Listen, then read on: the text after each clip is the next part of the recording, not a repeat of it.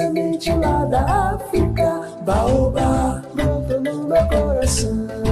Baobá, aqui também é sua casa. Minha amiga, meu amigo, o Baobá Cultural da TV Futuro traz hoje uma personalidade do Rio Grande do Norte. Uma personalidade que o Rio Grande do Norte acostumou-se a admirar. E eu posso dizer pessoalmente o seguinte: não sei se é maior a admiração que eu tenho por ele ou o bem-querer. Na verdade, trata-se de uma pessoa singular, que é um profissional respeitado, querido e de longo trabalho em favor para diminuir a dor da humanidade, das pessoas com que tiveram sob a sua observação profissional como anestesiologista. Mas um professor da universidade, um acadêmico por excelência, uma figura humana extraordinária. Ele tem nada menos de 10 livros publicados e continua lendo frequentemente. Deus queira que continue a sua carreira de escritor. Trata-se, o nome é meio comprido, mas eu vou resumir. É Armando Aurélio Fernandes Negreiros, mas simplesmente Armando Negreiros.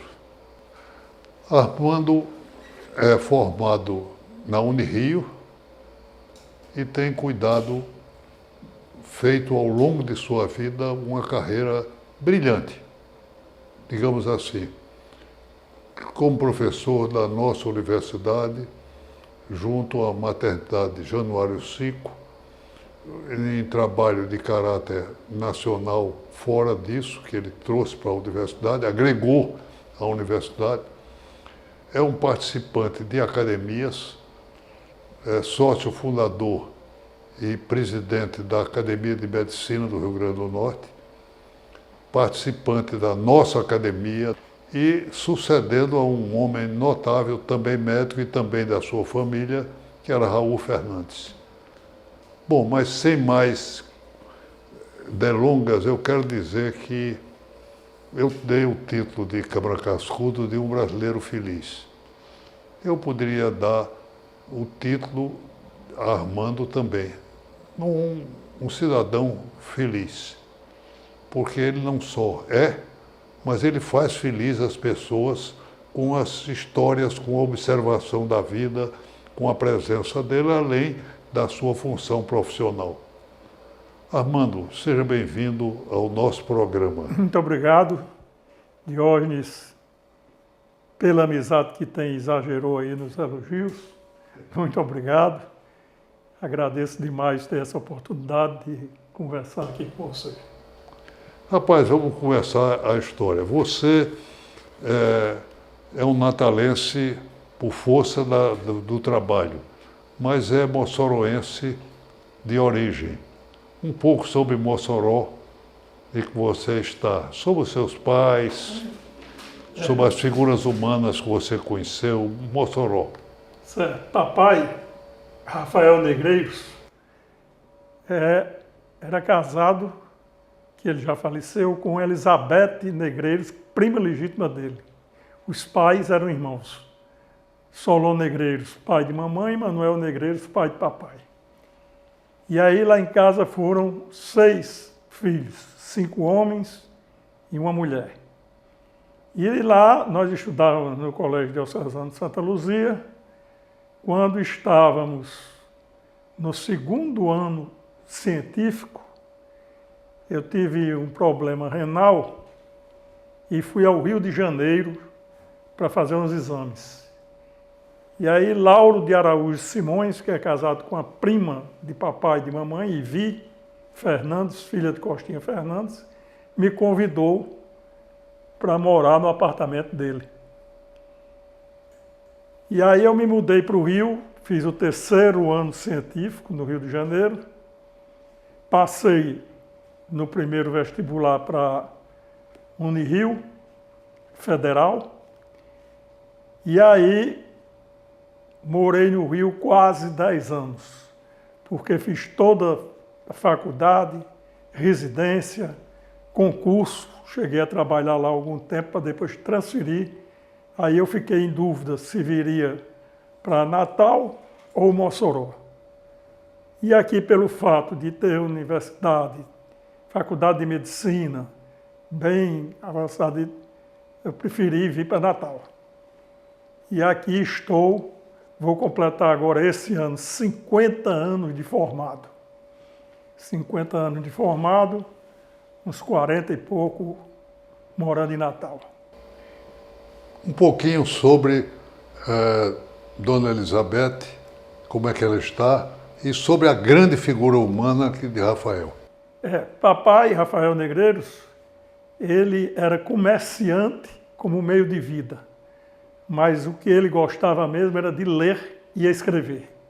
Teve uma época que Mossoró tinha 3 jornais, ele escrevia um artigo diferente diariamente para cada jornal.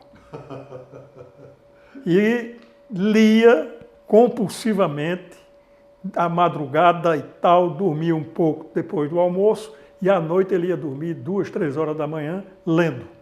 Então, qualquer assunto que você falasse, ele entendia porque tinha leitura. Mamãe, prima legítima dele, tomava conta de tudo, sempre se deram muito bem, tomava conta da gente, os meninos todos. E papai teve um problema de um infarto agudo do miocárdio em 1994. Ele era de 24, portanto morreu com 70 anos. Mamãe está com 95, completamente lúcida, tranquila. De vez em quando vem aqui a Natal. Quando está em Mossoró, vai para Tibau, ela com a funcionária e o motorista. Então ela sabe de tudo, os bisnetos, data de nascimento, aniversário, tudo. É incrível, incrível como a saúde dela. Maravilha, maravilha. O seu pai era também bem-humorado. Ele tinha umas respostas e umas coisas assim que chocavam o Rio Grande do Norte. E circulava em Natal e do estado todo as histórias de Rafael.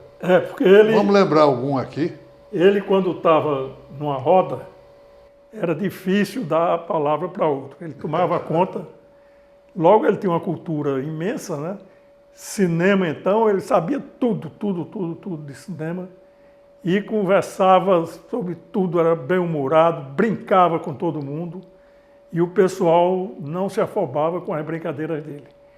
Eventualmente, ele se irritava também.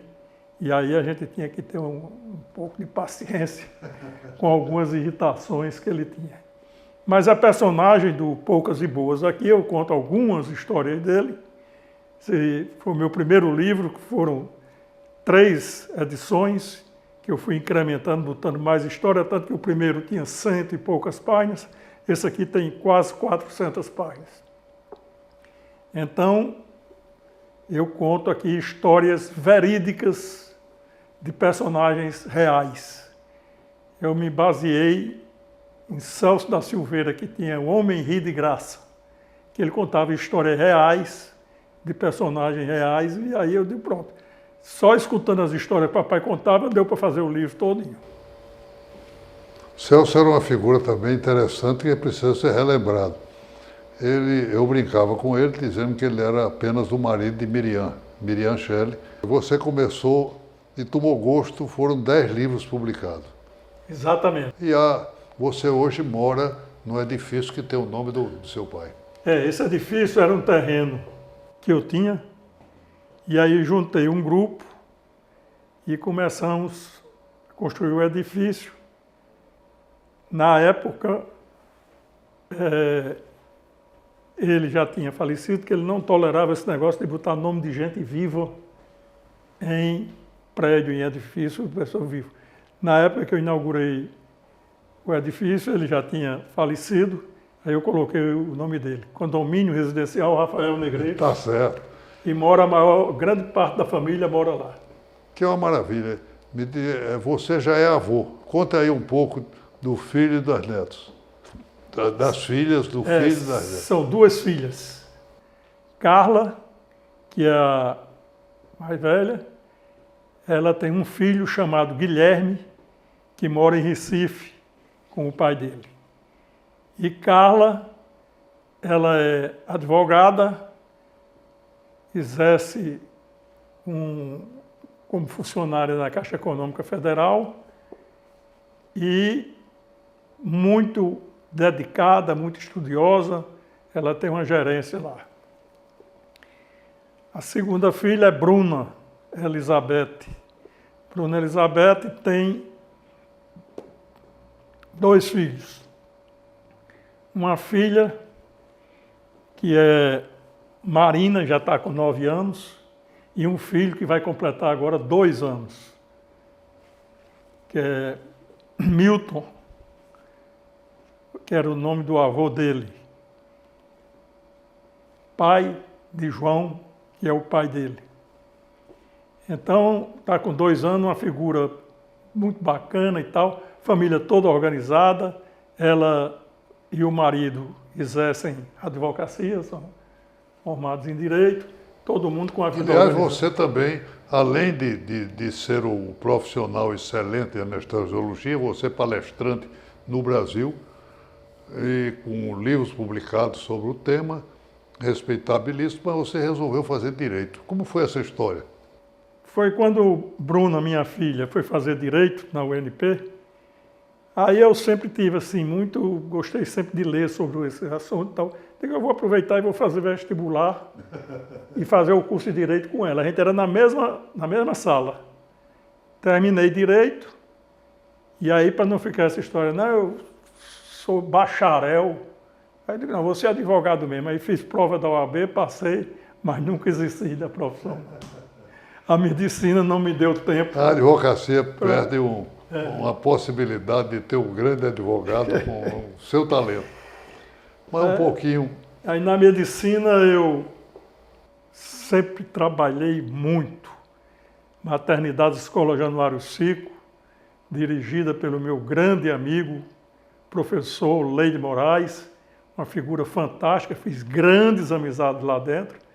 Eu não só era professor, como exercia a atividade, dava plantão e tudo mais. Leide era uma figura notável, eu tenho histórias dele fantásticas. Uma das histórias que eu conto sempre era meu amigo pessoal, ele me levou para dar uma palestra lá sobre Camões no Brasil. Uma reflexão sobre Camões no Brasil. E ele dizia que não podia o médico deixar de ter uma visão também cultural e, sobretudo, de literatura. Mas Leide tem umas histórias fantásticas. Uma delas é o seguinte, eu estou lá com ele e ele passa uma moça, uma enfermeirazinha auxiliar de enfermagem, chorando. E ele chama, vem cá, minha filha, o que é que está vendo? Não, é porque eu estou com problemas, etc e tal, e chorando. Ela disse, olha, você começa a chorar depois da escadaria. Você desce a escadaria e vai chorar lá fora. Aqui não é lugar de choro. Aqui não é hospital, é uma maternidade, é lugar de alegria. Sorria. A moça encabulada. Mas isso era Leide Moraes. Era figura humaníssima. Humaníssima. Aquela história, eu vou contar a história dele. Você, por exemplo, como é que você teve contato com Leide? Eu estava fazendo... Você sempre foi muito irreverente também. Isso, agora estou um pouquinho menos irreverente. Mas eu era jovem, era muito irreverente. Então eu estava fazendo um curso, foi um curso rápido de Padre Quevedo, que ele era contrário a essas coisas absurdas que alguns religiosos defendem. O próprio padre era contra isso. E aí eu fui a uma reunião na casa de Marcelo Carvalho, onde estava, entre várias pessoas, estava o professor Leide Moraes, que eu já tinha sido indicado para ir me apresentar a ele, mas nunca tinha ido. Então Maristela, a mulher de Marcelo, chegou e disse, professor, eu queria lhe apresentar aqui esse médico recém-chegado. Aí ele disse, eu não quero ser apresentado a esse rapaz, não. Aí Maristela disse, por quê, professor? Disse, porque grandes amigos meus já disseram para ele falar comigo e ele nunca foi. Aí eu me desculpei e tal. Aí ele disse, vá segunda-feira lá na maternidade para a gente conversar. E a partir daí eu fui, fiz concurso, fiquei na maternidade a vida inteira lá com o professor Leide Moraes, que era grande amigo meu, me dava muito bem com ele. Ele era militar e era encaixado e duro também na queda, né? Quem não tinha proximidade dele achava que ele era muito radical, mas quem tinha proximidade era um sujeito extremamente brincalhão, gostava, mas mantinha aquele padrão para quem não estava perto dele, não conhecia algumas nuances. Mas era um camarada que tinha uma boate dentro de casa. E ele criava um clima, ele tinha uma liderança absoluta. Liderança espontânea. Espontânea, era uma coisa maravilhosa. Quando ele dizia, eu vou ter, sobre votação, dizia, vai ter tantos votos, era matemático, tinha os votos lá, era uma coisa fora do comum, né?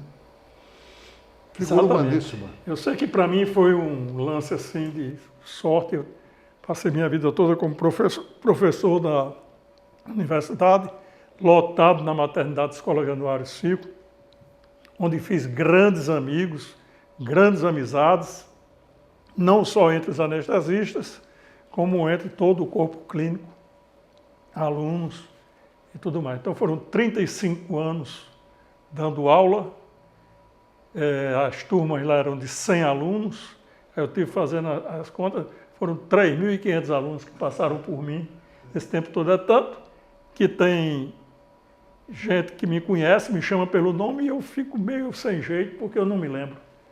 Quer dizer, o aluno se lembra do professor, mas o professor não se lembra de todos os alunos.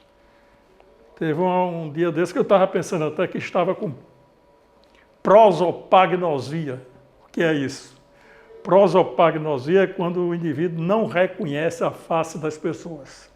Às vezes dos próprios familiares, às vezes a dele mesmo no espelho ele não conhece. Essa mas palavra, depois essa palavra é muito difícil, eu não aprendi, não. É prosopagnosia. Porque de vez em quando eu não conheço. E sofro com isso, porque eu gosto de identificar as pessoas e relembrar. Exatamente. E muitas vezes eu fico sofrido. Deve ter uma doença. Agora, o que acontece não é que a gente tem essa doença, passa muito tempo sem ver, vai conhecendo muita gente nova, aquelas que fazem 10, 15 anos sem ver, a gente fica meio esquecido. É natural. Mas é natural. Mas muito bom. No Rio de Janeiro você passou 10 anos. Quase 10 anos. Terminou, trabalhou, chegou a trabalhar no Rio, não? Cheguei a trabalhar no Hospital da Lagoa, no Instituto Nacional de Câncer, onde eu fiz residência e fiquei um tempo lá. O Rio de Janeiro era um espetáculo. Na época que eu morei no Rio, não tinha essa violência. Essa violência que tem hoje. Essa loucura. Não tinha arrastão em praia, não tinha assalto em ônibus, não tinha nada disso. Tinham os bairros mais violentos, as favelas e tal, mas tanto que eu fiquei lá quase 10 anos, nunca sofri um assalto, nunca sofri nada. Saí ali caminhando, Copacabana, Ipanema, Leblon, aquilo tudo, Barra da Tijuca. Você muitas vezes foi chamado para fazer e eu acho que você tem uma vocação enorme para a biografia. Você tem um jeito especial de ver as pessoas com um ângulo de simpatia. E essa é uma forma de fazer biografia. Você gosta disso, né? Eu gosto de ter as pessoas interessantes me cativam. Eu acho interessante estudar o que ela faz, tal, são pessoas que têm muita coisa para se contar. Atualmente está havendo um trabalho de biografia de Sanderson que não podia ser melhor. É o trabalho de Geraldo Queiroz com Tarcísio Gugel. Eu vi o primeiro capítulo, não existe melhor, não só da precisão vocabular, mas da inteligência, da habilidade que os dois estão fazendo. Santos era uma figura notabilíssima, cheio de pequenas coisas, de grande pensamento, né? Sanderson cheguei a conviver com ele há algum tempo, gente espetacular, que escrevia magnificamente bem. Ninguém podia escrever melhor do que ele. Era uma grande figura. Um detalhezinho, eu levei para ele ser para o reitor quando eu estava como reitor. E lá para as tantas ele chegou e disse, eu quero pedir demissão. Eu digo, Santos, o que é que está havendo? Você está fazendo um belo trabalho aqui, o que é que houve? Não houve o seguinte, é que aqui eu tenho a obrigação de mandar, eu gosto de obedecer, é outra coisa. Deixou. Era o jeito dele de ser permanente nessa coisa. Mas vou contar uma historinha aqui do seu Rafael que eu me lembrei agora. Vamos lá. Um pouquinho picante, mas não faz mal não. Ele não tolerava esse preconceito que existe com o nordestino. Então ele, de vez em quando, ia para o Rio de Janeiro, deu para Elizabeth, com mamãe, né? Vou passar um mês lá no Rio, passava 3 meses. E aí ia todo dia para a praia, se divertia, tomava banho de mar, andava ali na Copacabana, tudo. E, como ele gostava muito de cinema, um dia fomos eu, ele, Paulo, meu irmão, e quando ele foi comprar o ingresso, disse um adulto e 2 estudantes. A moça deu uma risada, aí disse, o senhor deve ser pau de arara. E começou a rir, né? Ele disse, olha moça, porque aqui a gente diz inteira e meia, não é adulto e estudante, não. O senhor deve ser pau de arara. Ele disse, olha, se é de arara eu não sei não. Mas se você quiser fazer um bom uso dele, se é de arara, eu não sei. Rapaz, é que Rio quase não consegue assistir o filme com isso. Mas era o jeito dele assim também. Era bem veemente, bem... Veemente, não podia aceitar um negócio desse. Né? Há uma participando de um júri em São Paulo, meu primo Ronaldo Cunha Lima, e o outro, o promotor, batia muito no cliente e era homossexual, fazia aquela gesticulação toda. Aí disse vocês do Nordeste são um grupo de pessoas que usam a linguagem que ninguém pode entender aqui. Por exemplo, chamam girimum, o que é abóbora. Aí Ronaldo saiu com essa. Olha, nós dizemos lá verdura. Vocês aqui preferem verdura. Era o jeito dele. A ideologia mais aberta, verdura. Verdura. Ele lá dizem verdura. Verdura. Vocês preferem verdura e... Bom, mas esse era o jeito de ser. Amigo, mas você sucede a um parente seu, antecessor, que é Raul Fernandes. Raul era um dos homens mais notáveis que se possa imaginar. O trabalho dele sobre a presença de Lampião em Mossoró e do prefeito, que era o pai dele, né? É absolutamente notável, que precisa ser relembrado. E mais, ele veio da Europa, ele estudou em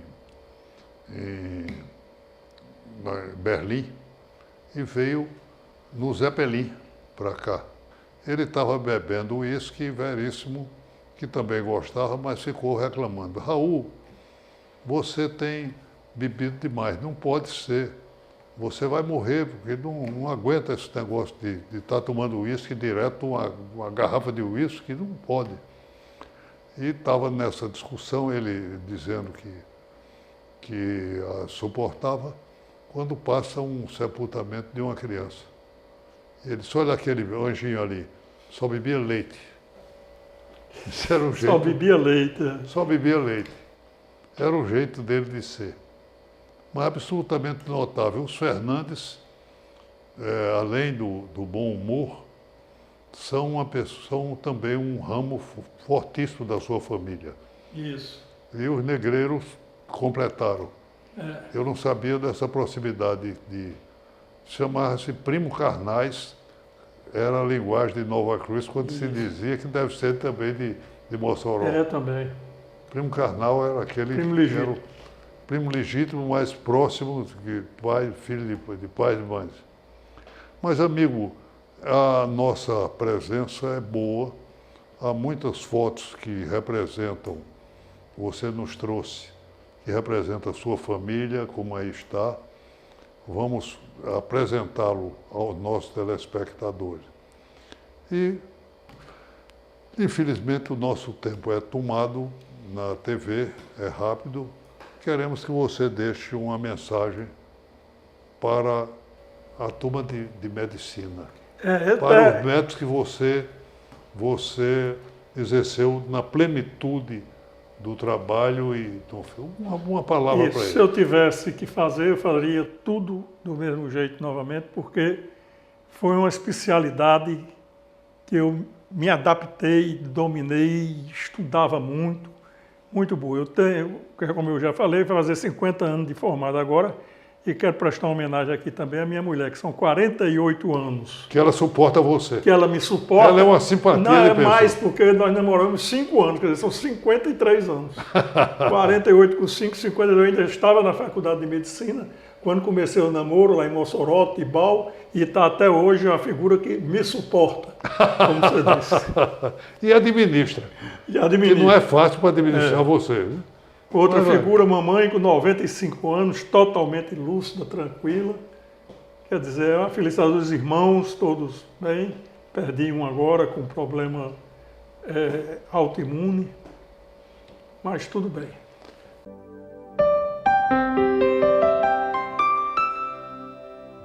Meus amigos, eu trago sempre para vocês a indicação de um livro. Eu indicaria os 10 livros dele porque é admirável. Eu gosto de ler Armando porque qualquer parte que você abre de um livro é agradável. Minha irmã disse que não tem nada melhor do que a prosa de Armando Negreiros. Mas eu trago para vocês este livro que a partir do título já é uma coisa inteligente. Em nome do Pai, do Filho e da presença de Espírito. É o último livro que ele apresentou aqui e que realmente demonstra um crescimento da sua linguagem, da sua presença. Eu trago para vocês, mostra por favor, uma breve apresentação, só para mostrar. Aqui eu fui fazendo crônicas, juntava, fazia o livro. Então tem Viva a Verve, que são histórias de humor e devaneios. Tem esse Crônicas Agudas, que é um trocadilho que a gente faz. Crônica em medicina é uma doença que vai se arrastando. A aguda é aquela que surge de repente. E literatura crônica é um texto curto e aguda é inteligente. Então é uma mistura aqui. Tem esse aqui, A Folga da Dobra, que é um título interessante, que eu vi uma vez o camarada falando sobre isso. Eu digo, Folga da Dobra? Eu digo, vou fazer um livro aqui. Aí fiz uma crônica sobre o termo e acabei fazendo um livro. São todos com bastante histórias que vão dentro. Esse aqui, eu já venho mostrando ele, foi o primeiro, que são histórias verídicas. E esse aqui, História e História, da Anestesiologia Potiguar, que eu fiz juntamente com Zé Delfino, Newton Vala, Roberto Ficina e Sérgio Lima. Então tem tudo que a gente botou aqui, fotografia, tem tudo. Muito interessante.